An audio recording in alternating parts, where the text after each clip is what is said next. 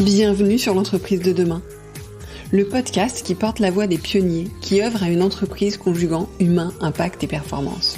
Le podcast qui inspire les DRH, les dirigeants, les managers, qui leur donne envie et les clés pour agir. Je suis Delphine Zanelli, conférencière, formatrice et facilitatrice. Mon métier ? Faire de vos managers des leaders qui libèrent le potentiel de leurs équipes et stimulent la croissance de leur entreprise. Ce podcast n'est pas un mode d'emploi. Mon ambition, ici, est de poser les vrais sujets, ceux qui vous questionnent au quotidien, de les aborder avec des profils d'invités variés, d'apporter un regard nuancé et de proposer des clés d'action très concrètes. Libre à vous d'y piocher ce qui vous inspire et qui fait écho avec les problématiques que vous rencontrez dans le contexte de votre entreprise, pour faire de vos managers des leaders ou devenir le leader que vous voulez être.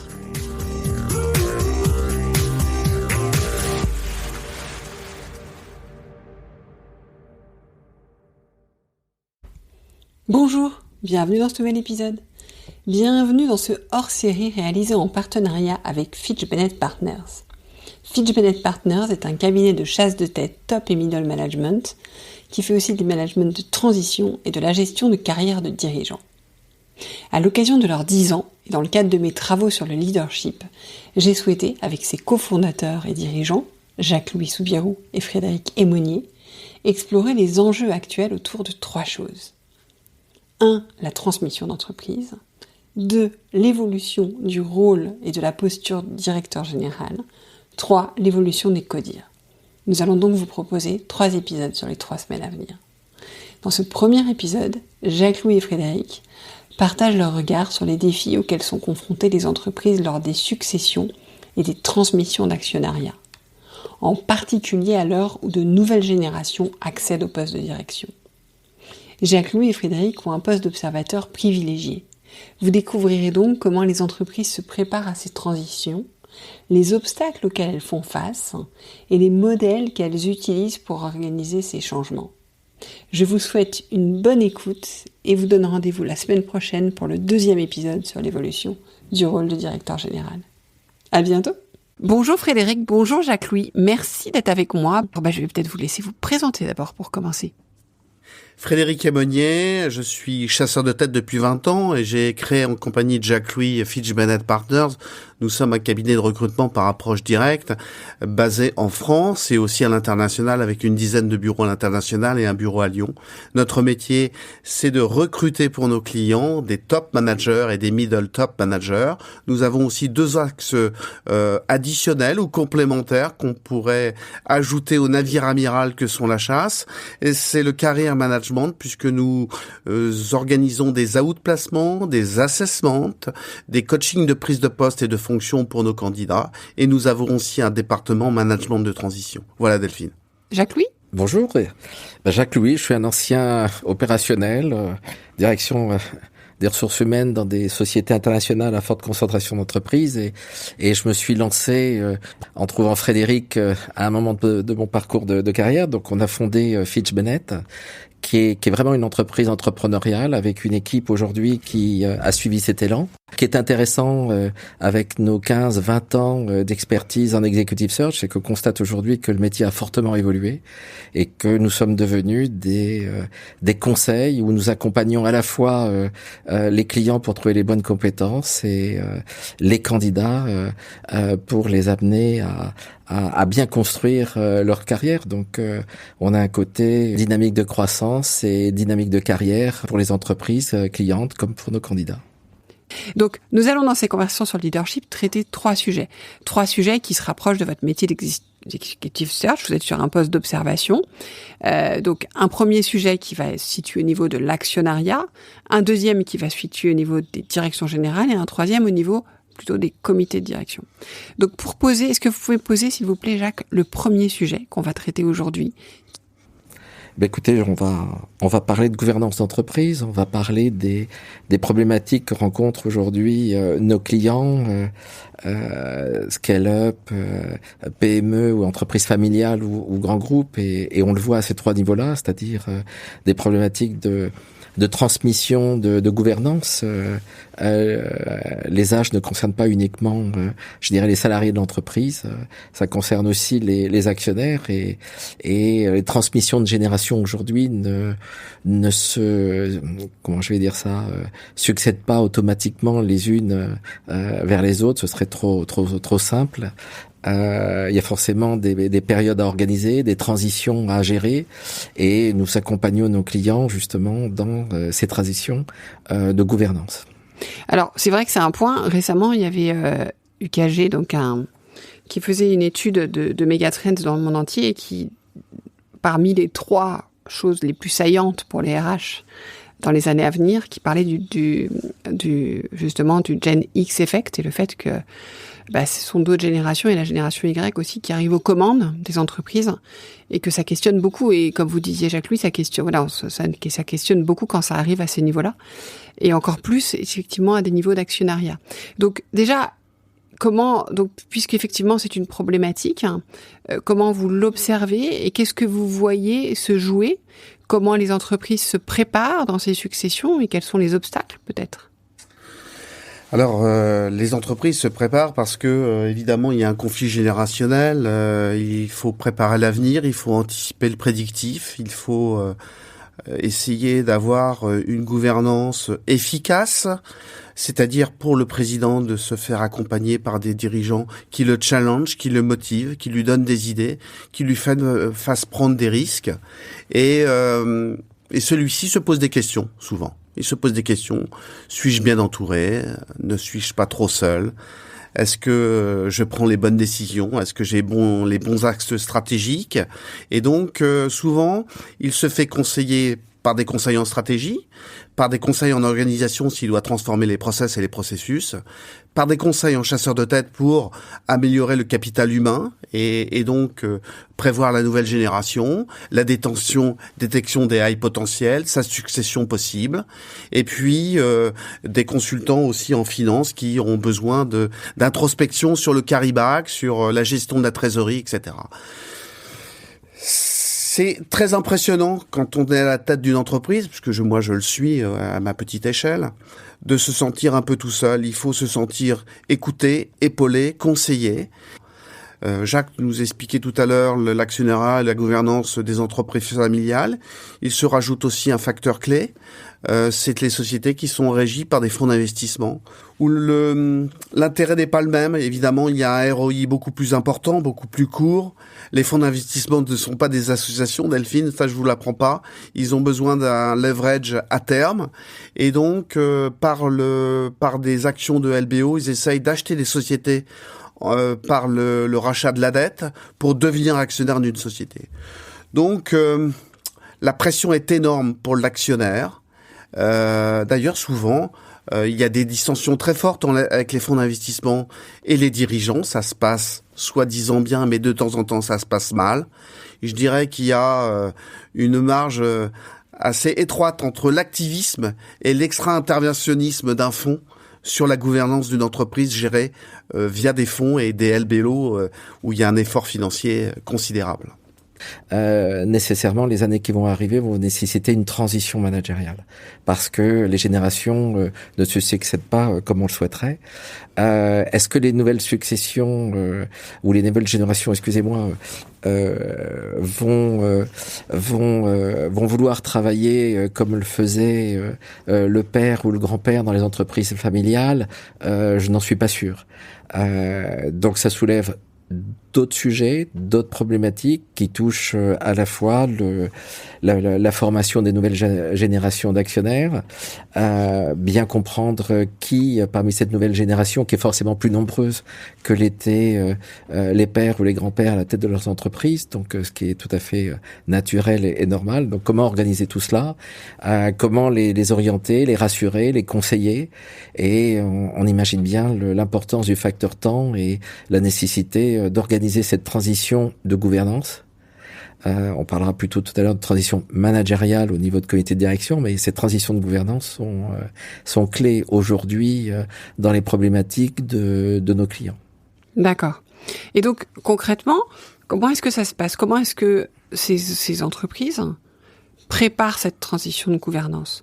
Quels sont les modèles, alors pas les modèles en sens théorique, mais concrets, comment est-ce que vous voyez les choses s'organiser? Alors je pense qu'il n'y a pas un modèle clé qui permettra à tout le monde d'avoir la solution. Je reviens au facteur temps. Je pense que les changements de gouvernance, ce sont des choses qui se pensent à l'avance. Parfois, elles sont subies pour d'autres raisons, mais dans le bon ordre des choses, elles se pensent à l'avance. Ce qui veut dire que on va regarder comment on organise la société que l'on dirige, que l'on préside. Comment on va renforcer le comité de direction, quel profil de nouveaux membres de comité de direction ou de direction générale ou direction de marque on va mettre en place. Et puis, on va commencer avec différents conseils, pas uniquement en executive search, mais comment former la nouvelle gouvernance, comment la structurer, qu'est-ce qui doit être au niveau... Est-ce que c'est toujours un conseil d'administration, un conseil de surveillance? Est-ce qu'on fait monter un des dirigeants d'une BU importante et qui marche bien pour assumer la transition entre la génération 4 et la génération 5? Il y a beaucoup de questions qu'on se pose aujourd'hui et évidemment, vous aurez compris que on ne trouve pas la solution immédiatement et ça nécessite de le penser, de le réfléchir et former les gens et le mettre en place. Ça nécessite du temps et le facteur temps aujourd'hui est quelque chose qui est important et toutes les sociétés n'ont pas forcément le luxe d'avoir le temps de s'organiser. Si je peux me permettre, l'actionnariat familial aussi, est-ce que l'entreprise familiale est équipée dans les générations futures pour qu'elle se montre volontaire à la reprendre, ce qui n'est pas toujours le cas. Oui, parce qu'il n'y a pas non plus forcément l'envie de reprendre la société. Il n'y a pas forcément l'envie, il y a aussi des distorsions entre cousins ou frères et sœurs. Donc c'est un vrai enjeu aussi d'audit et de diagnostic du holding familial, de la situation familiale, parce que il y a peut-être des velléités à reprendre pour l'un, mais peut-être peu de capacité, ou l'inverse pour l'autre. Ça entraîne beaucoup plus de questionnements et d'interrogations pour l'ensemble du conglomérat familial. Et on voit de très beaux exemples, Barrière, qui, avec son groupe, a été éjecté très récemment de la présidence de son groupe par son fils. Donc ça entraîne quand même un questionnement très en amont, et puis l'arrivée peut-être, Delphine, de nouveaux actionnaires, de nouveaux velléités d'actionnaires qui peuvent renforcer le capital familial, un désir voulu ou non voulu, ça peut être aussi dans le cadre d'une OPA, ou l'arrivée d'un fonds d'investissement qui peut venir peut-être prêter main forte à ce désir générationnel de continuer ce qui avait été fait par ses pairs. D'accord. Et oui, Jacques, vous voulez dire quelque chose? Oui, comme le disait Frédéric, en fait, quand vous gérez à 5 administrateurs une société avec un président qui est majoritaire et que vous avez une génération 5 qui arrive où d'un seul coup vous vous retrouvez avec 20, 40, 50, 60, comme on peut le constater, il est évident que on change de dimension. Dans la nouvelle gouvernance, les gens ne connaissent pas forcément le métier ou n'ont pas suivi les mêmes études qui seraient adaptées pour prendre ou reprendre l'entreprise. Et puis il y a des questions qui sont très importantes. C'est est-ce que je dois transmettre ma présidence? Est-ce que je dois fusionner avec d'autres? Est-ce que je dois céder mon entreprise? Donc on se rend compte que l'impact pour un président d'entreprise familiale est une vraie question mark. D'accord.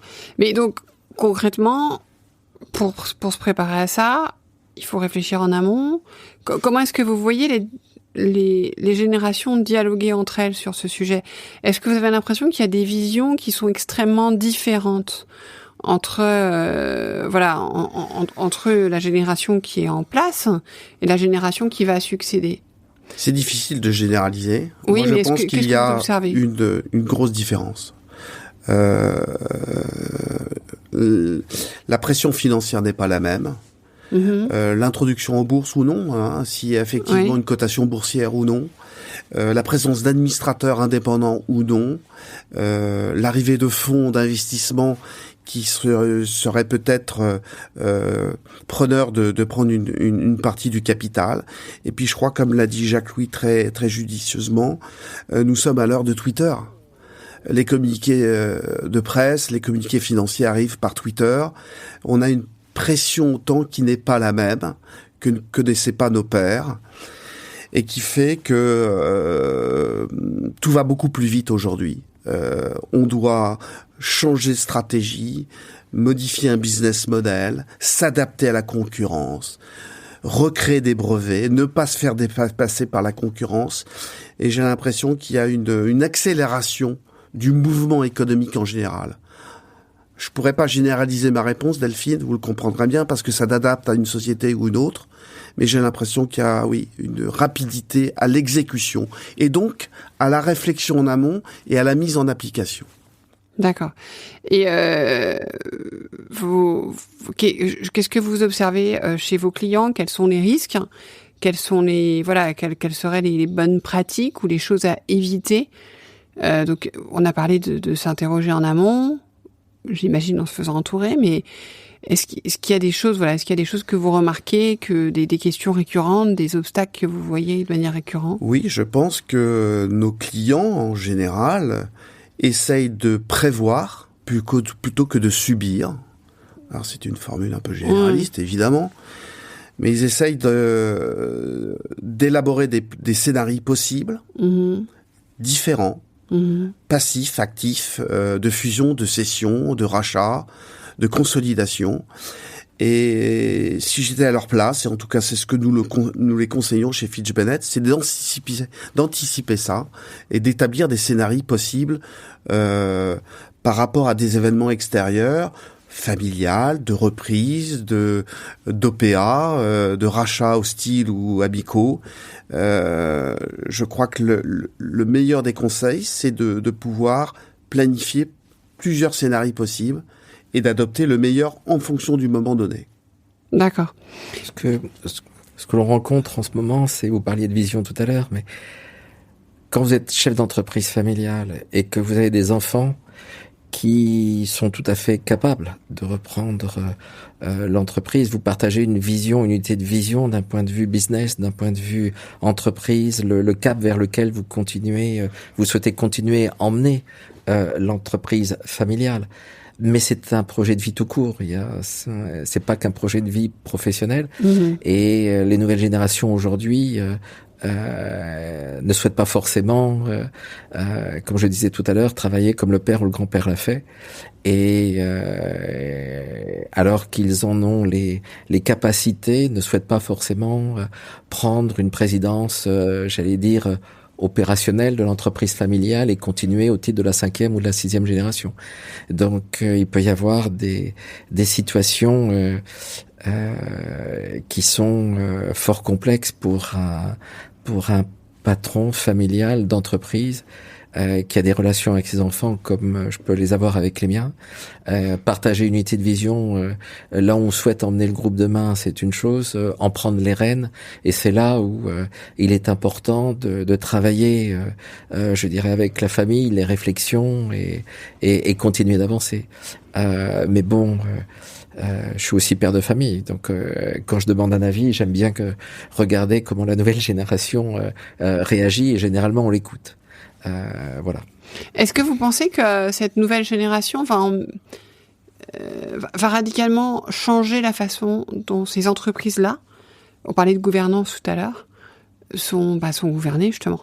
Est-ce que vous voyez déjà, est-ce que ça fait aussi évoluer les postures des plus anciens en préparation de tout ça? Est-ce que moi j'observe pas mal d'entreprises familiales où je vois tout d'un coup l'entreprise devenir entreprise à mission, tout d'un coup le modèle de management radicalement changé, etc. Pas forcément dans une rupture, dans une forme de continuité, mais avec une autre ambition en fait. Oui. Une ambition écologique, durable, RSE, une ambition à vocation humaine, mais des transformations considérables sur peut-être le leader mondial de la restauration scolaire, Sodexo, qui a été créé par le papa de Sophie Bayon, on voit quand même une transformation considérable de l'organisation, des process, des business units autonomes avec un PNL qui était géré auparavant par le père de manière globale. Mais tout s'adapter, c'est survivre. Ouais, mais tout en gardant, parce que là, vous prenez un exemple hyper intéressant. Bien sûr. Tout en gardant, parce que au micro de ce podcast, j'ai interviewé la DRH du groupe Sodexo, qui justement a travaillé sur un nouveau mode de leadership.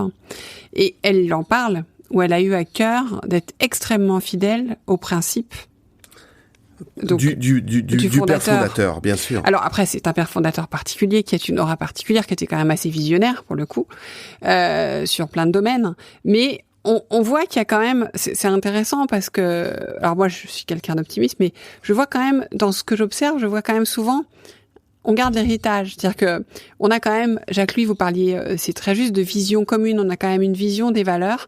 Donc on va changer la méthode, on va changer la manière de faire, mais il y a quand même, je trouve, une transmission, une fidélité. Voilà. Encore une fois, on peut pas généraliser parce qu'il y a plein de cas différents, mais j'en vois pas mal dans ces cas-là. Et c'est vrai que par rapport à ce que vous disiez aussi, là où je vois que ça se passe pas, parce que je vois des entreprises où le dirigeant lâche pas, parce qu'en fait il n'y a pas de succession, c'est qu'en fait voilà, c'est pas préparé, le dirigeant a du mal à lâcher un petit peu sa partie, à accepter aussi ça, et du coup la génération suivante ne prend pas non plus, qu'il soit prêt, qu'il soit pas prêt, qu'ils aient fait les bonnes études ou pas.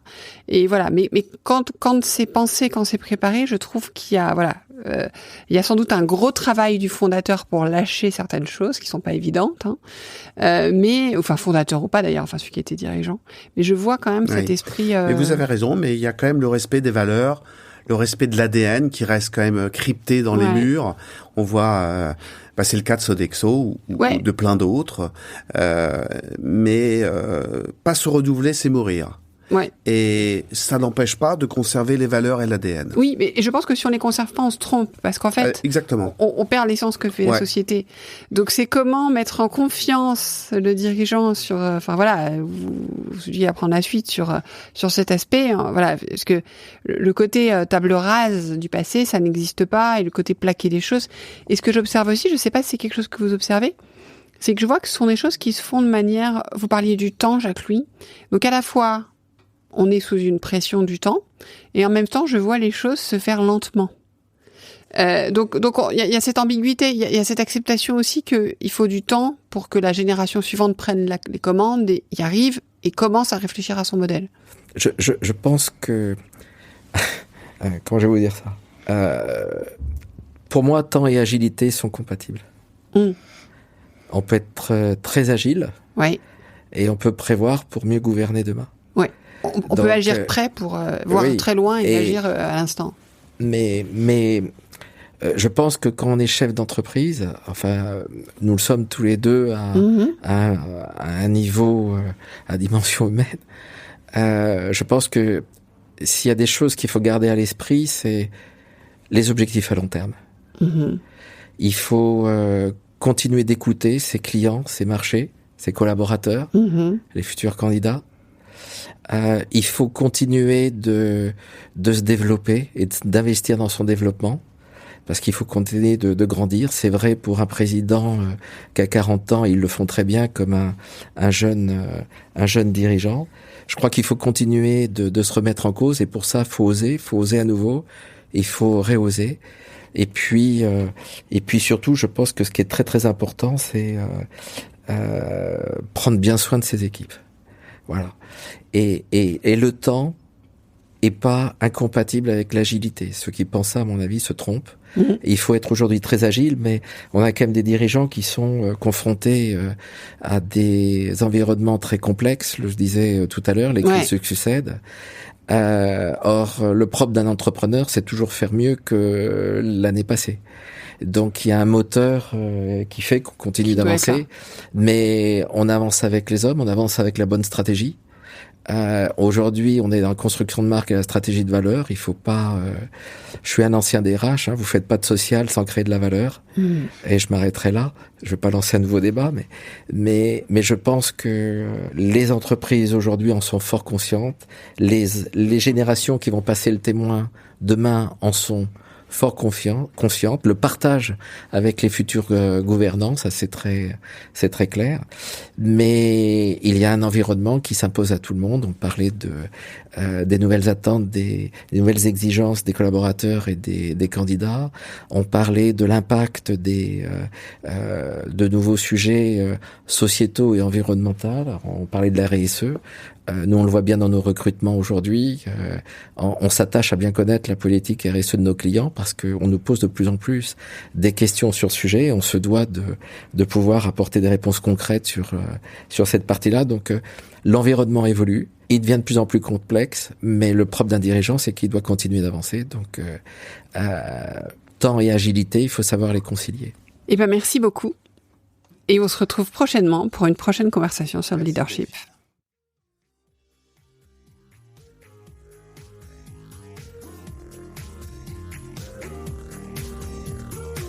Merci de nous avoir écoutés jusqu'au bout. C'est sans doute que l'épisode vous a plu.